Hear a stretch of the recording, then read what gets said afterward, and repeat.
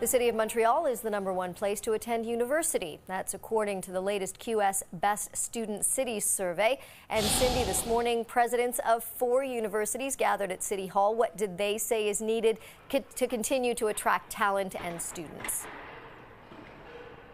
Yeah, I think one of the biggest points was that it's not the time for they or for governments, levels of governments, to become complacent, although of course this is great news for them. I spoke briefly to Suzanne Fortier, who is the principal of McGill University, and one of the things she pointed out is that they need to have from governments better incentives to recruit students from around the world. Right now the process is a little bit onerous, and so they are going to be talking about some of those incentives with the government. She also talked about the need to make sure that there are adequate French courses for students that come here so they can be better integrated into the milieu and also into any jobs that they need to take on during their education and for them to remain here. So McGill has added French courses, and Denis Coderre added something interesting about the fact that the city can play a role in making sure that there is housing, of course particularly affordable housing available for students that have to come and live and study here.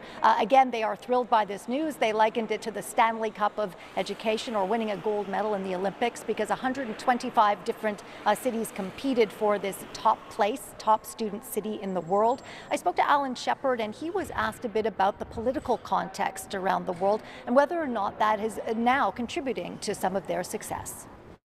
In the 21st century, talent is completely global and movable. And so we're competing in a way that we've never historically done.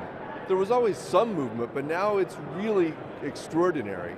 So the chaos in the United States, my home country, and the difficulties with Brexit and elsewhere in Europe, and the security issues are going to make Canada an incredibly attractive place. But we shouldn't take that for granted. We continue to have to hustle, and hustle in new ways that we haven't before.